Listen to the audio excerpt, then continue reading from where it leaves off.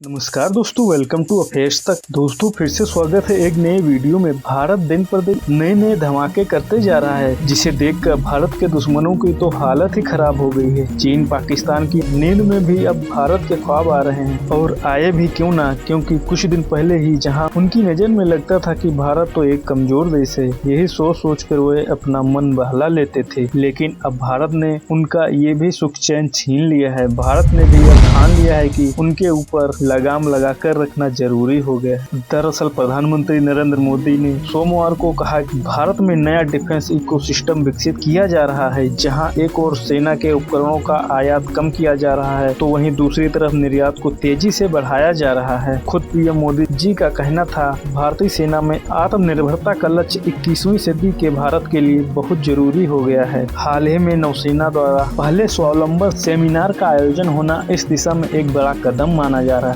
इस बीच पीएम मोदी ने एक बहुत ही बड़ी बात कही। उनका कहना था, हमने सरलतम उत्पादों के लिए भी विदेशों पर निर्भर रहने की आदत सी डाल ली थी। नशा करने वालों की तरह हम भी विदेशों से उत्पाद मंगाने के आदी हो गए थे। अब भारत ने इस मानसिकता को बदल दिया है। उन्होंने एक बात जो कही, ऐसा नहीं कि हमारे पास टैलेंट नहीं है, हमारे पास टैलेंट है। मेरे सैनिकों को उन्हीं 10 हथियारों के साथ मैदान में भेज देना जो बाकी दुनिया के पास भी मौजूद हैं। मैं ऐसा जोखिम नहीं उठा सकता। मेरे जवानों के पास वो हथियार होगा जो विरोधी कभी सोच भी नहीं सकते। दोस्तों, पीएम मोदी ने भारत के आत्मविश्वास और सेल्फ डिपेंडेंट को चुनौती देने वाले ताकतों के खिलाफ युद्ध तेज करने का आह्वान करते हुए कहा कि जैसे जैसे भारत वैश्विक मंच पर खुद को स्थापित कर रहा है, वैसे वैसे भारत के विरोधी दुनिया भर में भारत के खिलाफ दुष्प्रचार फैला रहे हैं। दोस्तों, एक बात बता दूं कि देश की रक्षा अब सिर्फ सीमाओं तक ही सीमित नहीं रह गई है, यह हर क्षेत्र में बहुत व्यापक हो गया है। इसके लिए हर नागरिक को जागरूक करना बहुत ही आवश्यक हो गया है, क्योंकि अब राष्ट्रीय सुरक्षा के लिए खतरे भी व्यापक हो गए हैं और युद्ध के तौर तरीके भी बदल रहे हैं। कुछ सालों पहले तक सिर्फ जमीन, समुद्र और आकाश तक की रक्षा की कल्पना की जाती थी, और हम मान लेते थे कि इन तीनों मोर्चों पर कड़ी सुरक्षा रखकर हम सुरक्षित रह सकते हैं। पर अब ऐसा बिल्कुल भी नहीं है, क्योंकि इसका दायरा अब अंतरिक्ष, साइबर स्पेस, आर्थिक व सामाजिक व कई अन्य क्षेत्रों तक बढ़ गया है, जिसका नमूना हाल ही में रूस यूक्रेन के युद्ध के दौरान देखा गया है कि कैसे अमेरिका ने बिना युद्ध लड़े ही आर्थिक रूप से कड़े प्रतिबंध लगाकर रसिया की हालत खराब कर दी है। वो तो भारत जैसे पुराने दोस्त थे जो आज रसिया की मदद कर रहे थे, नहीं तो वहाँ अब तक पता नहीं क्या हो जाता। दोस्तों, भारत का रक्षा आयात पिछले 5 सालों में 21% तक कम हो गया है,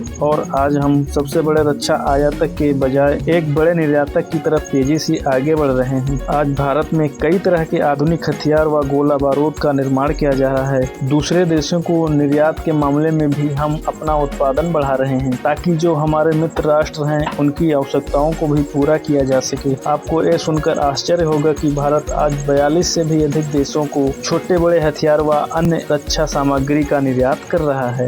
डिफेंस से जुड़ी हर छोटी छोटी जरूरत के लिए विदेशों पर निर्भरता हमारे देश के स्वाभिमान, हमारे आर्थिक नुकसान के साथ ही रणनीतिक रूप से बहुत ज्यादा गंभीर इस स्थिति से देश को बाहर निकालने के लिए 2014 के बाद हमने मिशन मोड पर काम किया। बीते दशकों की अप्रोच से सीखते हुए आज हम सबका प्रयास उसकी ताकत से नए डिफेंस इकोसिस्टम का विकास कर रहे हैं। साथियों, 21वीं सदी में सेना की आधुनिकता, रक्षा के साजो सामान में आत्मनिर्भरता के साथ ही एक और पहलू पर भी ध्यान देना जरूरी है। आप भी जानते हैं कि अब राष्ट्रीय सुरक्षा के लिए खतरे भी व्यापक हो गए हैं और युद्ध के तौर तरीके भी बदल रहे हैं।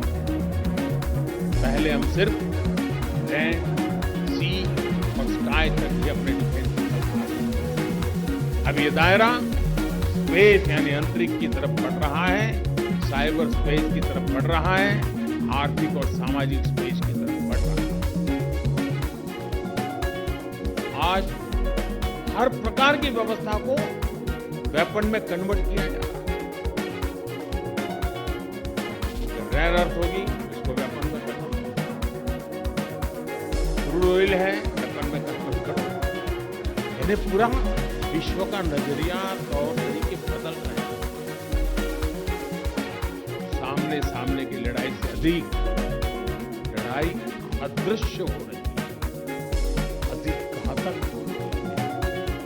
हम अपनी रक्षा की नीति और रणनीति सिर्फ अपने अतीत को ध्यान में रखते हुए नहीं बना सकते। अब हमें फ्यूचर चैलेंजेस को एंटीसिपेट करते हुए ही आगे कदम बढ़ाना है। हमारे आसपास क्या हो रहा है, क्या बदलाव आ रहे हैं, भविष्य के हमारे मोर्चे क्या होने वाले हैं, उनके अनुसार हमें खुद को बदलना है।